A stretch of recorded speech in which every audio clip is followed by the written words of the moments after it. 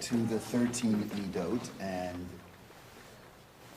there were years back where I would, in a very amateurish way, talk about how Yom Kippur is called Yom HaKippurim, the Day of Atonement. It's in the plural, and I suggested that the reason it's in the plural is that not only are we atoning for the wrongs that we did, but God is also atoning for the wrongs that He did.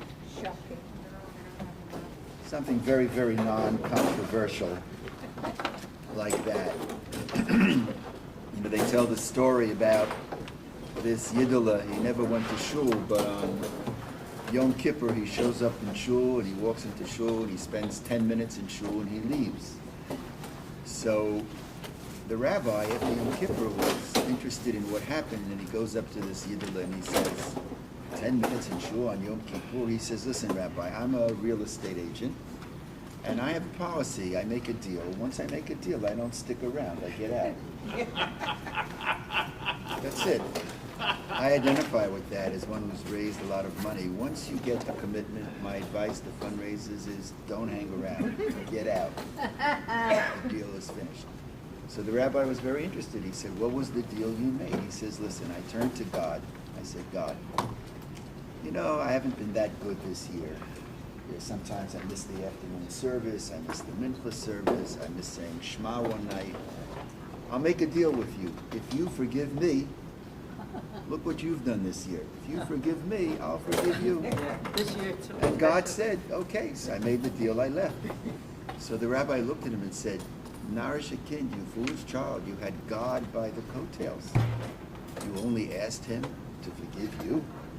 You should have asked Him to forgive the whole world, all of the Jewish people. And that lexicon is a tradition that goes throughout the ages. But what I'd like to show you today is how this is really a very, very serious matter. And this was the genius, I must say, of my son's work, Pious Irreverence, which raises the theology of rebuke. And we begin with the first footnote over here. We're picking up the story where God is very, very upset that the Jews had built the golden calf. And this has a lot to do with Yom Kippur, because the second tablets were actually given on Yom Kippur. The Talmud spends a long time in figuring out the chronology of dates. Judy, what a joy to see you, one of my heroes. Okay. Thank you. We're going to have more of these texts pretty soon. And the sentence, number one, is where God says to Moses, Va'ata hanichali. God says to Moses, and now let me be. V'charapi bahem v'chalem. Let me be so that my wrath will wax hot against them, and I will consume them. I will destroy them. Ve'seh otcha legoy gadol. I'm ready to destroy them. Look what they did. I gave them the Torah a couple of days ago, and now they've built the golden calf. And Moses, of course, is very upset. Moses entreats God. Moses is going to say to God and is going to beg mercy. But we have to understand, God has made a decision. In the sentence, it says that God says, Va'achalem, from the word kala, I am ready to destroy the Jewish people. That is a serious matter. Those words were actually uttered by God. And now the sentence says, Vayichal Moshe. Moshe is offering an entreaty to God. But wait a minute. One could read this sentence, as a matter of fact, the rabbis read this sentence, that God had taken a vow. He took a neder. And the vow was, I am going to destroy the Jewish people. Now today, unlike other days, Bert, this is going to be a frontal session. Because most of the time when we teach, if we get through one word, with Laser on my left, Estelle on my right, I see Estelle's here, we don't get very, very far. But this is going to be mostly frontal, because this is 1 hour of a lot of material, and then I promise you, if you wish, another time we'll discuss it. But it's a vow. So look at number 2. This is now a Medrash Rabbah, which my son pointed out to me. And Moses besought, that is actually Vayichal Moshe. The sentence is 32:10. We don't have the Bibles. God says, I'm going to destroy them. And the next sentence is Vayichal Moshe. And Moses besought the Lord. You follow? God says, I'm going to destroy. The reaction of Moses is, he responds. And Moses besought. Said Rabbi Isaac, Moses absolved his creator of his vow. I read that, I get the chills. What does absolved mean? He acquitted. Moses nullified the vow, because the rule is if I make a vow that I'm going to do A, in order for me to be removed from the vow that I've made, I have to convene a court to absolve me of the vow I've made. This rabbinic teaching understands Vayichal Moshe as in Moses besought, said Rabbi Isaac, Moses absolved his creator of his vow. A proof. When Israel made the calf, Moses began to persuade God to forgive them. That's in the text. Vayichal Moshe. Vayichal is also a language of entreaty. That's a verb which means many, many things. But God said, Moses, I have already taken an oath, kvar nishbati, udvar shvuah sheyatza mipi eni machziro. I cannot retract an oath which has come from my mouth. I've made a vow. I can't just take it back. Moses rejoined. Moses responded, Lord of the universe, did you not grant me the power of annulment of oaths? This is remarkable material. In the Torah, if you make a vow, there is a procedure to annul the vow. Whereupon, he wrapped himself, who's the he? That's lowercase. Who's the he? Follow me. Moses. Moses enwraps himself in a cloak. Rabbi Yochanan said, the hard thing, he said, was, do you now regret your vow? Because if I make a vow, a human being makes a vow, in order for it to be nullified, there's a bet din. And the bet din says to the person who's made the vow, I made a vow that I'm going to wear only black clothes for the next week. If I want my vow nullified, there's a whole procedure. The bet din has to say, do you regret making the vow? Maybe you shouldn't have made the vow. So here, the tables is turned. God has made a vow, and who is absolving God? Who is, as we say, matir neder? Moses. Rabbi Yochanan said the hard thing, he said, was, Moses says to God, do you see the thou is uppercase, that means it's God. Do you now regret that thy is also uppercase? The reply, I regret now the evil which I said I would do to my people. God says, I regret it. And that's in the text, Vayinachem. God regrets it. When Moses heard this, he said, be it absolved for thee. Hare mutalach, mutalach. This is exactly the language of a way a betin absolves a vow. I make a vow. I want it to be absolved. There's a betin that is convened. And the betin asks me, are you sure you wanted to make this vow? I say, I really didn't want to make it. And the betin said, mutalach, mutalach, mutalach. It's absolved, it's absolved, it's absolved. This is unbelievable. Who says to God it's absolved? Moses and the betin. When Moses heard this, he said, be it absolved for you, be it absolved for you. There is neither a vow nor oath any longer. For this reason does it say, Vayichal Moshe. That is, according to this teaching, the meaning of Vayichal Moshe, intimating that he absolved the vow of his creator. Could you believe it? God had made a vow. What was the vow? I'm going to destroy the Jewish people. Moses entreats God. You can't do that. God says, but I made a vow. What does Moses do? Convenes, according to this, a betin. And the betin, Vayichal Moshe, absolves God of the vow. Rav Shimon ben Lacher said, this was the reason why he was called a man of God. Moshe is called an Ish HaElohim. That's the language in the Bible. Moshe is the Ish HaElohim, because he had absolved the vow of God, hence Vayichal Moshe. Turn the page you'll see something unbelievable. Now you must understand, this is one branch of the tradition. I'm not at all claiming it's the only way of looking at this text, but it is a way of looking at this text. This is not Avi Weiss offering some kind of radical interpretation. This is in the Midrash. This is found in rabbinic literature. Look at number 3. The phrase, the man of God. This is from the Pizikta de Rabba Kahana, which I believe is very late. If you ask my son, he would probably tell you what he had for lunch when he ate, because he's done so much study of these Midrashim. Look at what it says here. The phrase, the man of God, is read, the spouse of God. Now, what I'm about ready to say you may not like, but according to the Torah, if a woman makes a vow, married woman, who can absolve her of the vow? Her husband. When it says the man of God, listen to this. Do you know how the Midrash understands the man of God referring to Moshe? He was God's husband.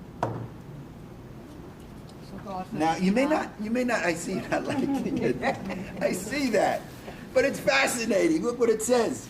The spouse of God, intimating that Moses had the authority over the Shekhinah. Who's the Shekhinah? That's God, that a spouse has over his wife. Now, again, I'm not getting into that whole piece now. That's for another time. So let's just accept that. The husband has this authority to absolve his wife's vow. So in this particular case, as the rabbis understand it, who took the vow to destroy the Jewish people? God. Who is the spouse? Moses. Moses, the Ish Elohim. What does he have the power to do? To absolve God of his vow.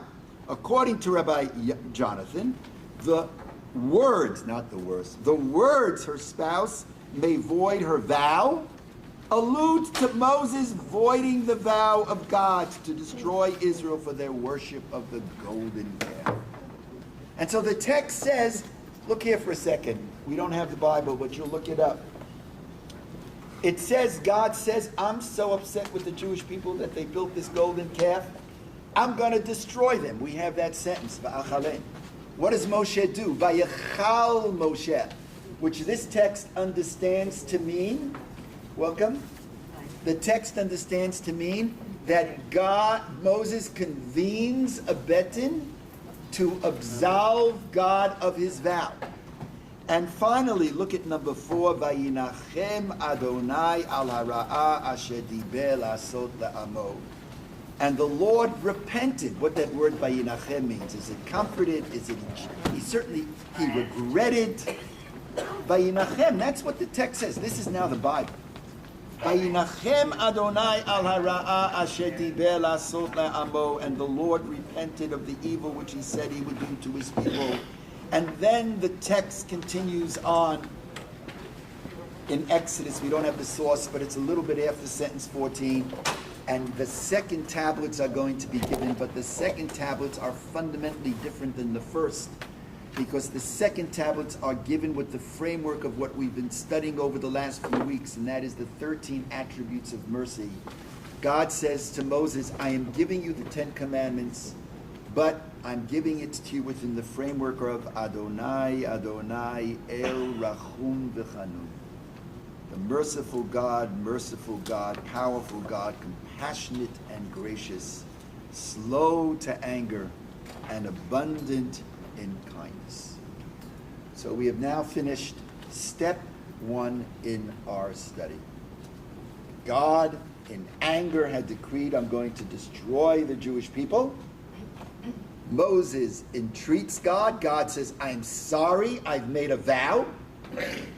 Vows are important. Moses says, no problem. I'm going to convene a court, and I am going to absolve you of your vow, like a spouse absolves his wife of a vow. And so it occurs, and God says, Vayinachem, and says, I'm going to give the second tablets. And then God says, in effect, Moses, you've taught me some real good stuff. The second 10 commandments will be given in a different framework than the first. In the first, the word rachum, it's not given within that ambiance. It's not given within that framework. It's Adonai Elkanah. God is the God of vengeance. God is the God of jealousy. Now God, for the first time, introduces that the second tablets will be given. The Lord is a God of mercy. End of our study of how the second 10 commandments were given in the Torah in the book of Exodus. That's step one. I want to move to step two. This is an aside, but very, very important. In the prophet, in the Torah, there is the following law. Two people are married. A man and woman are married. Let us say if, God forbid, a woman is involved in an adulterous relationship. What is the law? Let's not go there for a moment. I'm not at all saying no. You're right. As usual, you're right on. An adulterous relationship, the woman cannot return to her husband. That's the halacha. Asur la boel ve'asur la baal. It's complex. It's much more complex than this, and I've been involved in these, in my rabbinate, which is 50 years long, and we try to do somersaults to find a way out. But better yet, two people are married, they're divorced. Can they remarry? If he's not a Kohen? Yeah, of course they can. There's one case where they can't remarry. Anybody know? If she married someone else, she can't go back. That's the law. That's the law in the Torah. So the prophet asks, wait a minute. God is married to the Jewish people. We are now in a different space now. God is married to the Jewish people. God is, at this point, God is the husband. The Jewish people is the wife. We turned it around because the other way was the reverse. But that's the way rabbis talk. God is the husband. The Jewish people is the wife. And the Jewish people in history, they rebel against God. And what do? They, in fact, what do? They not only did they divorce God, what do? They married someone else. Can they go back? Now, the prophet says you can't go back. Now, open your hearts for a moment. I want to tell you something very beautiful and very deep. Passover, when we became the Jewish people, the metaphor of Passover, the symbolism of Passover, the day in which we read the Song of Songs, the Shir HaShirim, the relationship of the Jewish people. Now, the Song of Songs is a book of love, but on its broader level, it's also a book of love between who and who? Between God and the Jewish people. So now I'm getting a yes. I like the nod, yes. In the Shir HaShirim, what is the relationship between God and the Jewish people? What is the relationship? It's a spousal relationship. Ani l'dodi v'dodi li. I am to my beloved and my beloved is to me. We are becoming a people. That's why we read the Shir HaShirim, the Song of Songs. And on Shavuot, when we receive the Torah, we read the book of Ruth, which is also a great book of love. Something happens on Rosh Hashanah and Yom Kippur. Because while there is no more intense, more intimate relationship than a spousal relationship is a humanly made relationship. And therefore, any spousal relationship being humanly made, humanly done, it could be humanly undone. And so there is a transformation on the high holidays. The metaphor on the high holidays is no longer that God's relationship with the Jewish people is a relationship which is spousal. And if it's spousal, built into a spousal relationship is the possibility that it could be terminated. We're not Catholics. But what is the metaphor? What is the relationship on Rosh Hashanah and Yom Kippur? It's no longer spousal. What is it? Parent and child. And so we say things like Av, father. What's the next word? Harachaman. Father. Father is a father is a father. Rachaman. What is Rachaman? From the word Rachem means mercy, but Rachem also comes from the word Rechem, which means womb. It's the love of the womb. In utero, the relationship between the mother and the fetus is an infinite, unconditional relationship. That's what happens on Rosh Hashanah and Yom Kippur. There's a movement. The movement is from spousal to parent-child. Now let's take a look at number 6. This is from the book of Jeremiah, and we're always reading sentences from Jeremiah and Rosh Hashanah Yom Kippur. Achen bagda isha, but like a woman unfaithful, mere'ah, to her husband. Cain begadatem bi, so you Israel have been unfaithful to me. Ki begadatem bi bet Yisrael nu'um Adonai. God says, we were married, and you were unfaithful to me. And then the prophet continues and says, Shuvu banim shovavim. Return, faithless people. Return, literally, banim. What does banim mean? Children. Return, O children, shovavim. The faithless children return. Wait a minute. How could they return? They can't return because look at the first sentence. Because the wife had, as the sentence says, had been unfaithful. How could you return? Shuvu banim shovavim erpam mishuvotechem. I will cure you of your backsliding. Hinenu atanu lach. Yes, we will come to you. Ki ata Adonai Eloheinu, for you are the. And we respond, yes, we will come. Look at what Moshe Halbetal says. In the act of breaking faith, Israel is called a woman. And as a woman, as a wife, can God take the wife back? Answer, no.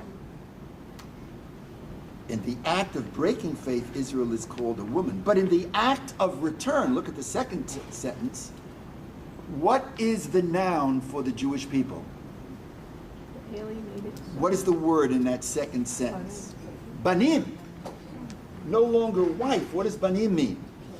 Children. But in the act of return, the Israelites are called children. An adulterous wife is forbidden to her husband. But an alienated son or daughter is a different matter. He or she is welcomed back with open arms. This is beautiful stuff, I must say. In my rabbinate, I have found that when spouses part ways, it is rare that they ever come back together. I've been involved in many situations where parents and children unfortunately have a breakdown. And while it is very complex sometimes to mend a relationship that's broken, if you were to ask me, is it more possible, parent-child? No comparison. Much more possible.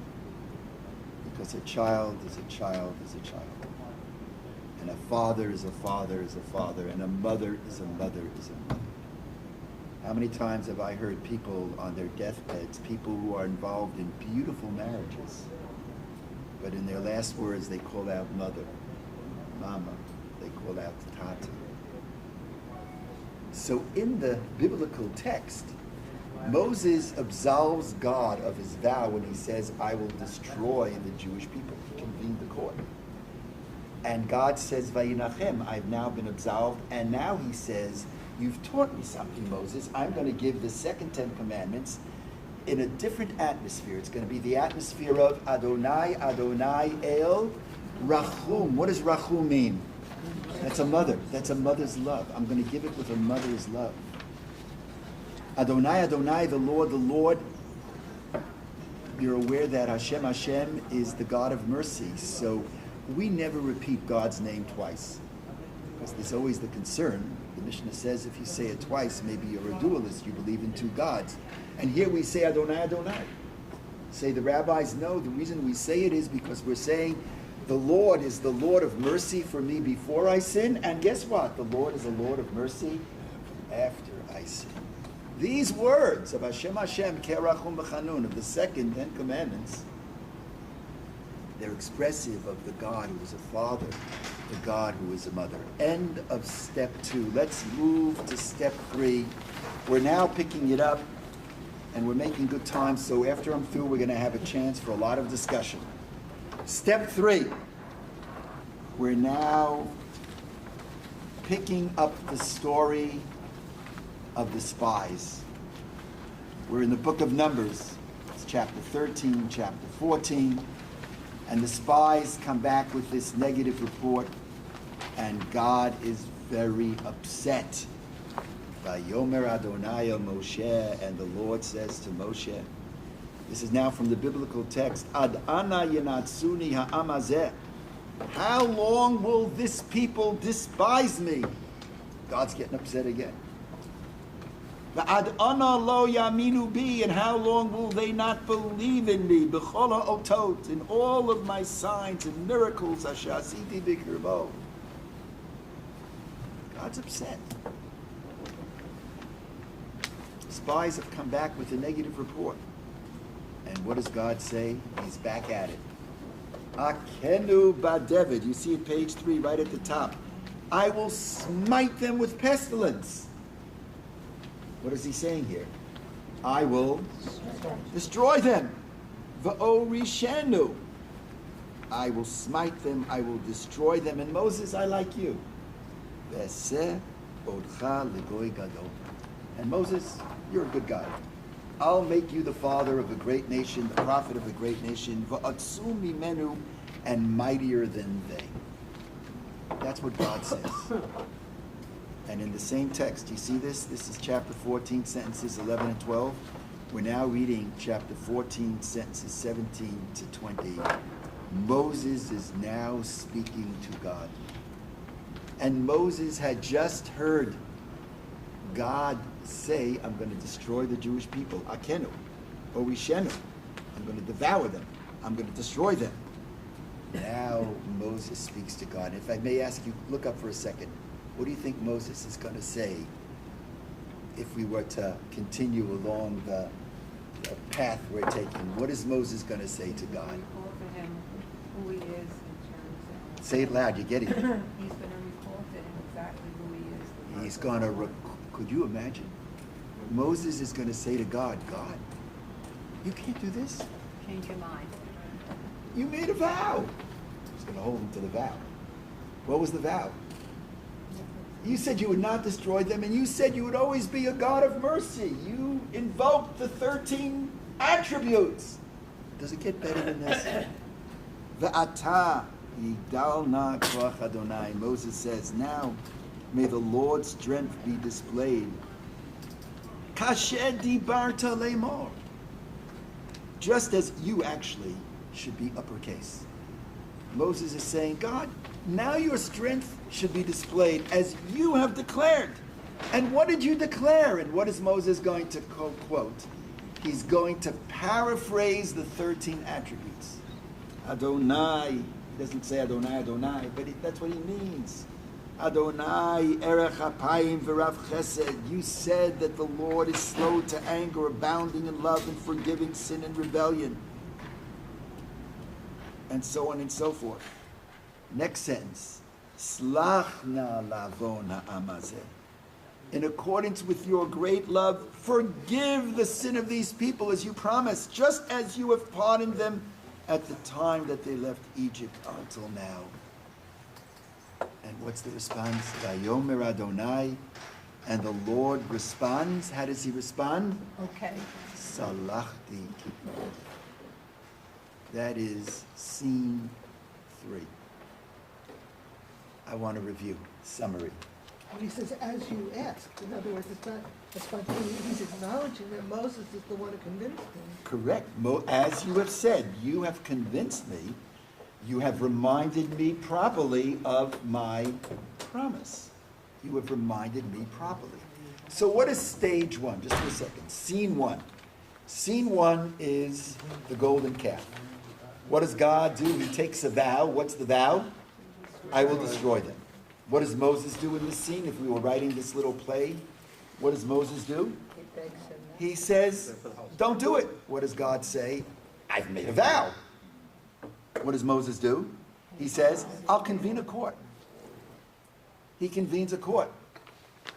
And he convenes the court and he says to God, did you really mean it? You really didn't mean it.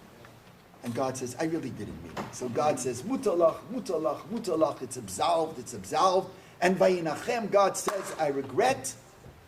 And then he says, and from now on, the second 10 commandments, not a very good translation of the Aseret HaDibrot, it's going to be within the framework of not the spousal God, but what? The parental God, whose love is endless, whose love is infinite. Hashem Hashem ke'arachum chanun. That's stage one.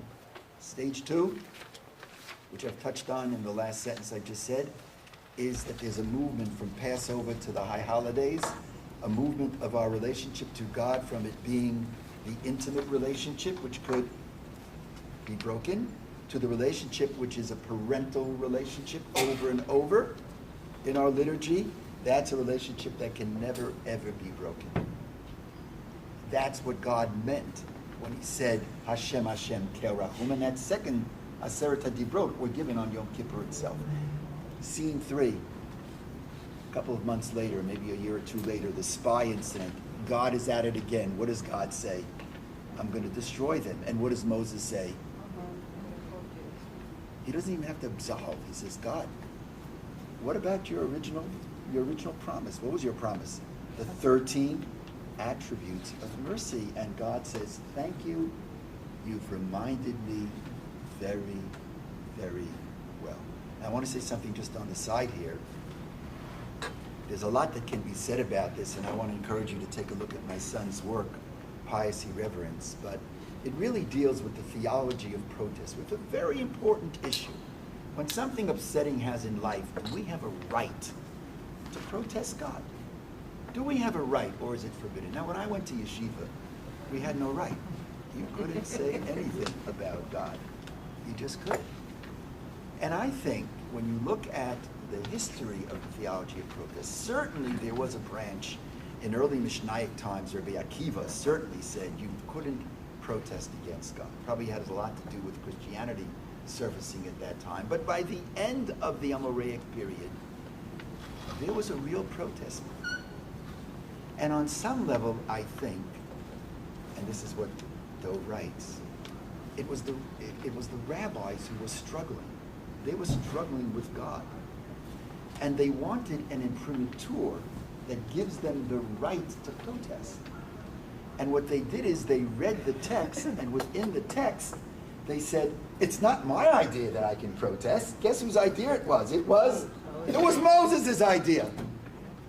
If Moses could protest, certainly I could protest. Now, sometimes when you look at the text that they were using, they take the text so out of the literal meaning. Here, I actually think it's very much in the literal meaning.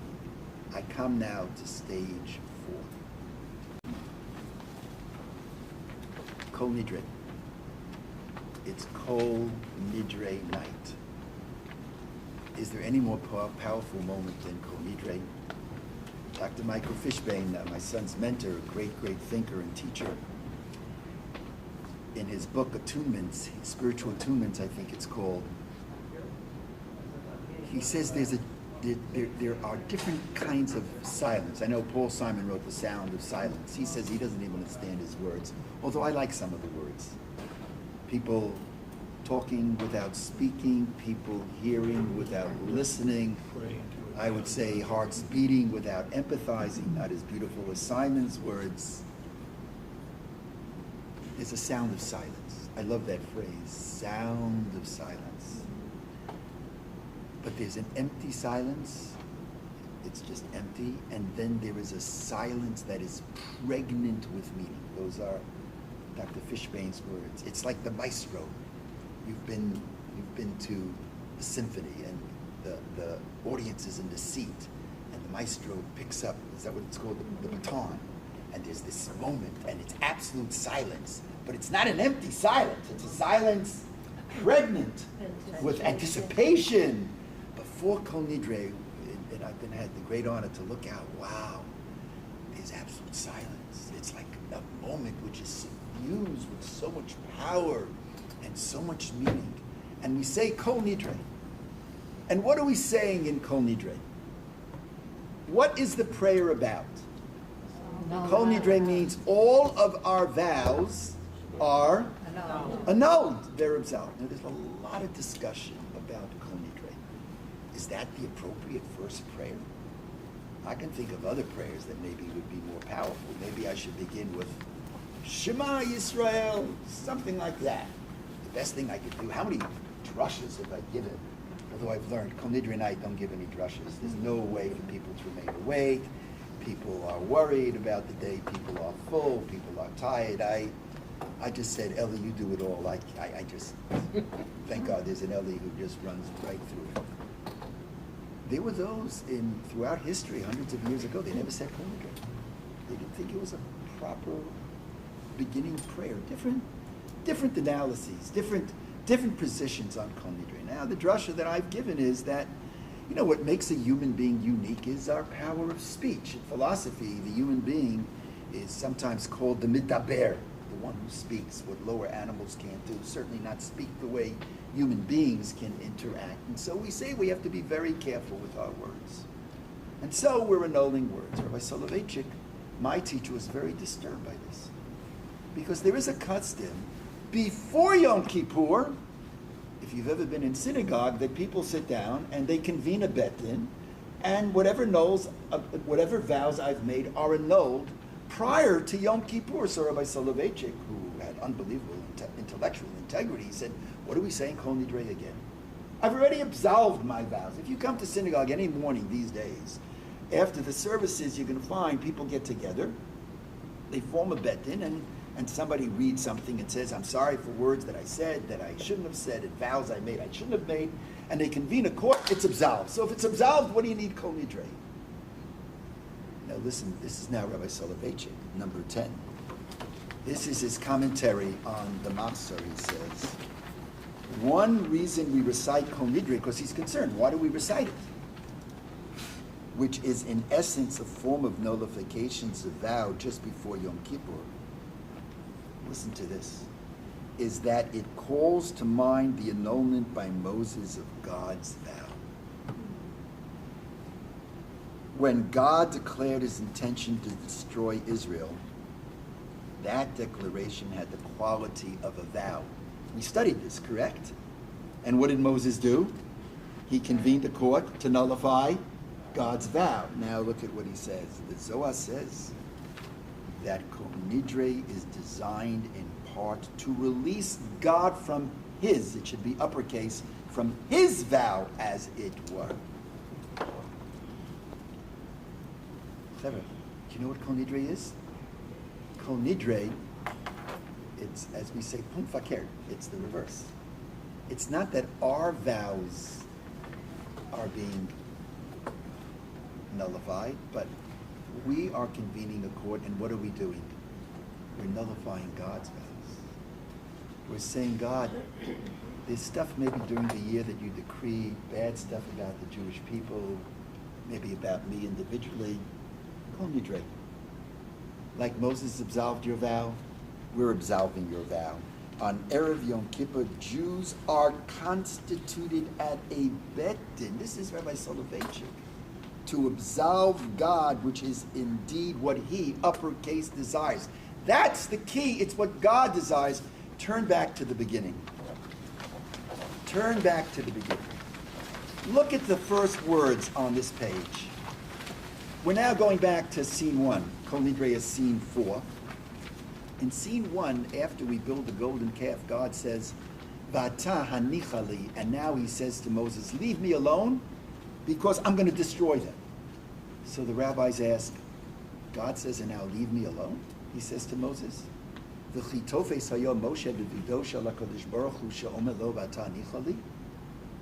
God says, Moses, leave me alone. The rabbis say it in a very colorful way.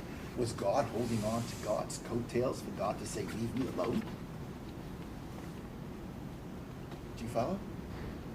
If I say to you, leave me alone, but you haven't bothered me. What am I saying? If I say, leave me alone, I say to my kids have upset me. I say to my kids, They never upset me, by the way. Leave me alone! My kids will say, "Oh, I'm not bothering you. What are you strashing me for?" Yes. You know, in life, there's such a thing as not only verbal communication, there's nonverbal communication. In my pastoral counseling, I found the key is, and I've done too much talking, but I'll say this anyway, the key is not talking. The key is listening. And listening not only to what a person says, what a person doesn't say. When God says, Vata anichali, when he says to Moses, and now leave me alone, guess what? You know what God was really saying? Moses, don't leave me alone. Stop me. Stop me. I don't like this vow. That's what Rabbi Soloveitchik is saying at the end. Look at this last sentence. On Erev Yom Kippur, Jews are constituted at a bet din to absolve God of his vow. The last phrase is very important. Which is indeed what God desires. Which is indeed what God desires.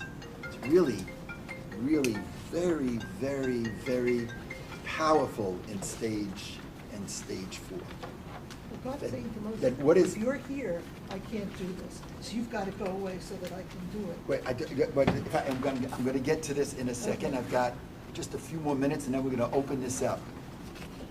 We're going to open it up. So Kol Nidre, the night of Kol Nidre, is a night when we are absolving God of his vow. And I want to tell you something very powerful. After Kol Nidre, there are a couple of sentences that are recited about forgiveness. Now, virtually no one knows where these sentences come from. But in part, do you know where these sentences come from? Look at number 9. It's the last 2 sentences of that box of number 9. Right at the end, after Kol Nidre, we say, Slach no lavona omazeh ki godol chasdecha. Vayoma Adonai solach b'kikvorecha. The sentences after Kol Nidre are lifted from the book of Numbers of Spies, where Moshe is reminding God, hey God, you're not supposed to destroy us.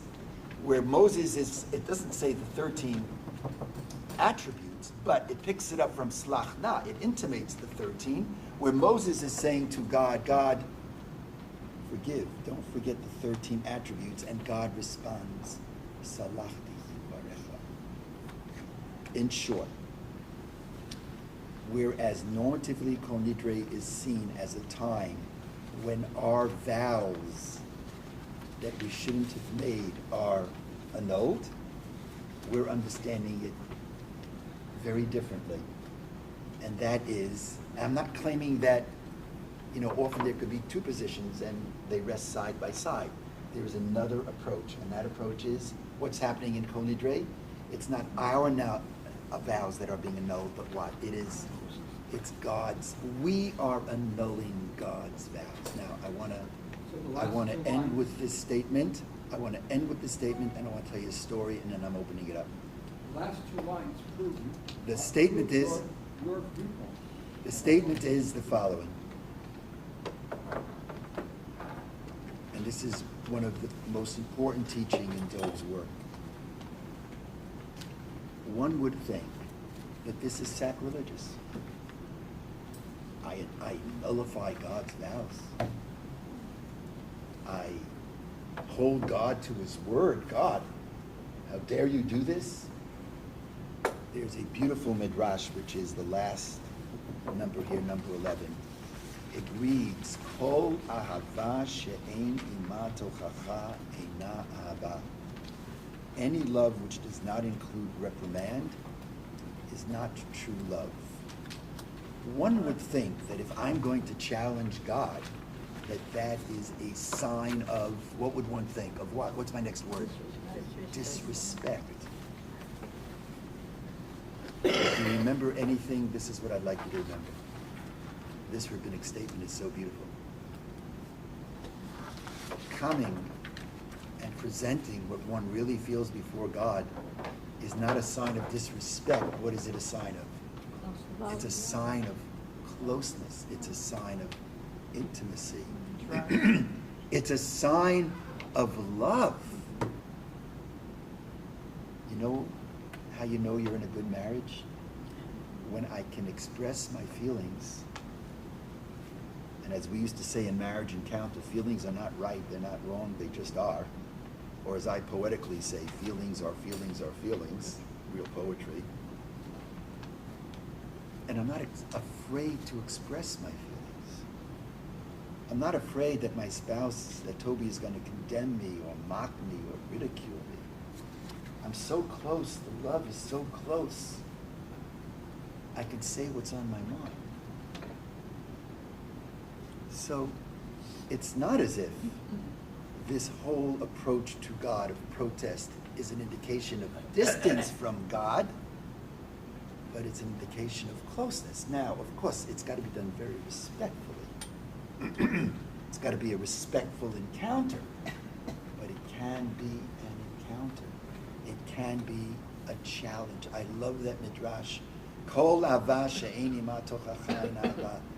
Any love that does not include the possibility of rebuke, it's not love. And I would add, in the spirit of imitatio Dei, in the spirit of following the divine, just as when we nullify God's vows, God says, I hear you, you're correct. God makes an admission. It's a message to all of us that it's okay. I'm talking to myself and letting you listen. It's okay to make an admission that maybe I should be a bit more compassionate. I should be a bit more caring. So here's my story, which I heard from my father. Of blessed memory, Yom Kippur is the outside of my mother. It's a story about the Klosenberger Rebbe. The Klosenberger Rebbe lived, he came from the Shoah, and he spent most of his latter part of his life, many, many years in Israel. He built the Laniado Hospital in Netanya, if you've heard of it. He built the Laniado Hospital. Great man. He's actually buried in Chikhun Vatikim, not far from my parents. But it's not known, but after the Shoah, he was in America for a while, and he had a shtibel in Brownsville. And my father tells the story that in the shtibel, one Shabbat, in its early days when he came to Brooklyn, they were reading the Tochacha, the curse. Now the curse is a curse. And the rule is that when you read the curse, you're supposed to read it very quickly and very low. So they're reading the curse, and the Rebbe, the Klosenberger, bangs on the table, and he screams out, Hecha, Hecha, which means louder, louder. People were stunned. You're supposed to read this thing slow. But the Rebbe says you should read it loud. They read it loud. So they're reading it loud and quickly. The Rebbe bangs on the table and he says, Pamelach, Pamelach, which means slow down. Very strange. The joke is that when you read the Tochacha, you read it so fast that even if somebody catches you with a mistake, don't correct. You don't want to hear this stuff again. So he's reading it loud and he's reading it slowly. Everybody's wondering about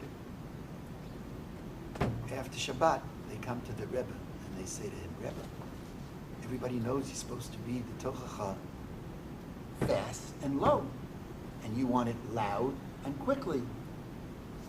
This is what he said. It's a true story. He said, I survived the Shoah. I was married. I had 11 children. His wife was murdered, and each of his 11 children were murdered. He lost his entire family. And he looked out at his disciples and he said, do you know why I wanted this curse to be read slowly and loud? It's my sweet way of confronting God and saying to God the following, oh God, my God, whom I love, I want you to hear this curse. I want you to hear every word, not only every word, I want you to hear every syllable. Every word and every syllable has already come true. Now is the time for the blessings. Now is the time for the blessings. And his words, now is the time enough, you've heard the curse, now is the time, because there are some blessings there too, thank God. Now is the time for the blessings. And in that challenge, he was not expressing a disdain or disrespect of God, but he was expressing a love of God. I want to stop here, and we actually have 10 minutes for questions. Yes, please, go around the room quickly. What Yes. occurred to me today now was, when you say call new grave, we're asking for a new beginning. Yes, we are. Excellent, yes. I know that there is the element of treating God and treating us as children, but there's also, just got finished, pronouncing God as king, and that sort of is antithetical. I know we say Avinu Malkeinu, but we also, king as king is a much stricter version of things. I think you're right. I think even the challenge of a parent should be a respectful challenge. Malkeinu is a way of saying that even in the challenge, it's going to be a respectful challenge. It's going to be a respectful challenge. I think that's very, very well said. It's Avinu Malkeinu side by side. Ruby? When Moshe speaks and confronts God, his language, his rationale is brilliant. And yet we're taught when Moshe confronts man, namely Pharaoh, he stammers, he stutters, he needs to have Aaron be his mouthpiece. Why the two sides? Is there a contradiction? Is it just that the stories are different? I love that.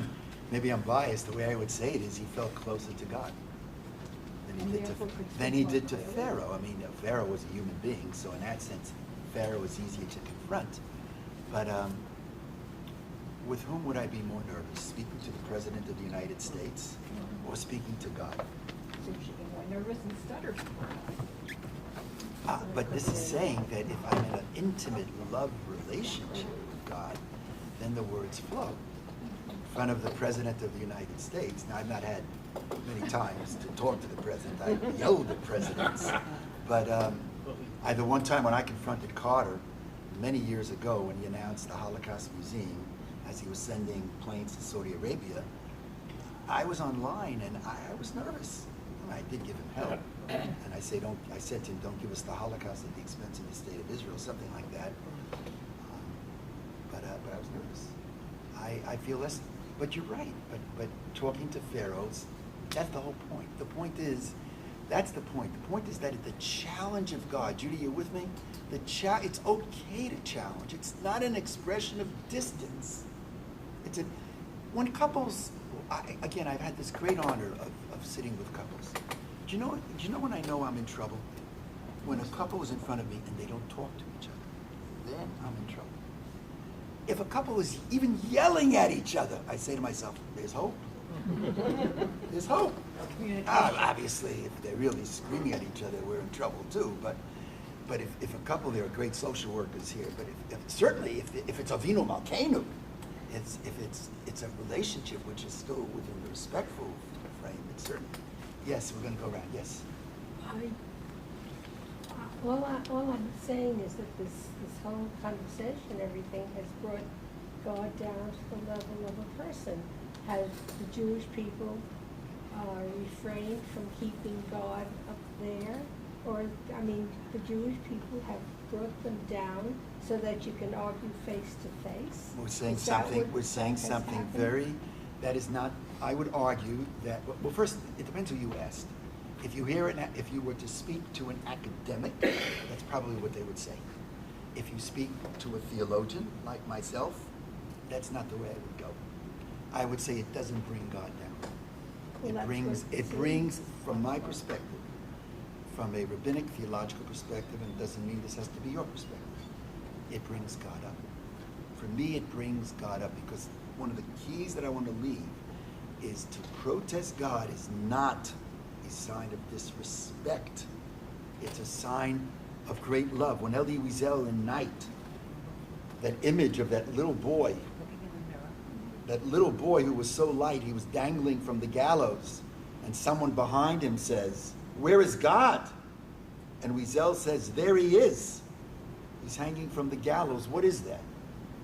What is that? God. What is that? What does that mean? Now, I'm not convinced it meant that Rizal was saying there is no God. I think it was the reverse. It means something. He's not here to you know the story about the survivors after the Shoah. They decided they're going to take God to it. These are, I always knew it colloquially, but this is now full of midrash. That's what we've done today. They decide to take God to court after 6 million. And they sit for 3 days and 3 nights, and finally they conclude, God is guilty. 6 million were murdered. As they're walking out, one person says to the other, "Oy vey, we didn't daven mincha yet." That says it all. No. That, as a theologian, that's the way I look at it. Yes, Lisa. This is a parallel idea that somehow Louder, Soloveitchik gave me the idea. On Pesach, we're supposed to imagine that we are back in Egypt. And I got the idea here that on Kol Nidre, we should be imagining we're back in the time of Moses, rebuking God. And that Kol Nidre is really almost a reiteration of the conversation Moses has with God. But again, what does rebuke mean? How does it? It should be, for me, from my perspective, it's loving. I'm not arguing with you. No. First, I'm and I don't mind if you do argue with me. I know you do. At all. But I'm not. Because I think I can. Okay. I'm just to me, this opens my parallel eyes and seeing, interpretation. wow, I'm closer to God than ever before. God's going to allow me to annul His vows. Right? We had a son. We had 3 children married, so we have 6 children. We had another son. I was upset with God. And I carried that guilt with me. I didn't put on tefillin. I have not missed since, but I didn't put on tefillin. I was upset. That moment taught me a lot. And I think we have the license. It's okay. And again, I keep repeating, it's not an expression of disrespect. It's an expression of love. Yes, please. This is not the only time that there's this confrontation, and I think it's between Moses and God. Oh, yeah. And it's interesting what is not said, and what's not said is the answer that's given at that time. Without us, if you deny us, you don't exist. Right. Beautiful. Yes, please. Colonial seems like we're absolving God and God is absolving us at the same. Okay. Yeah, I It's think sort of a no, mutual- right. Because what we've said is one path. The thing in Judaism is one path doesn't mean that there aren't other paths. They're side by side. But I think this path, which is something that is simply not taught, this path is a real path. It exists. It's genuine. And it's something for us to think about. Did anybody want to say? Yes, Yeah, please. it seems to me that, going back to what you said, at the snap, Moshe is very diffident. Really? Me? You think that I'm the one? And by the time we get here, right, he's found his voice and he's found his relationship. And I would say that it's the experience that he's had over the time that has passed, that he's developed this closeness to God. Beautiful. Ted. So this interpretation 3 minutes. of Kol Nidre being a time when you relieve God of His vows is a brand new concept. I never heard of it Now, for Ted before. to say he heard something from me that's new, that is something. Because The we've way been together a I've heard long it time. The way I've heard it before was that the Kol Nidre is put in an historical Right. Yeah. context of Jews who Right. converted Right. under duress. That's correct. Spanish So my Inquisition. question is it one or the other or both? Both. Both, Ted. Ted's right. What you just said now, that's for next year. Yes, Bevan, then. You know, always I was disturbed by Korah, Right. who protested. Right.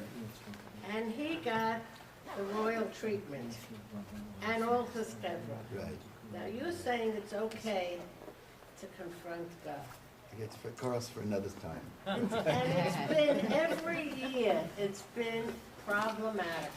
When is it okay? Right. How is it okay? Why is it okay? Here, not here.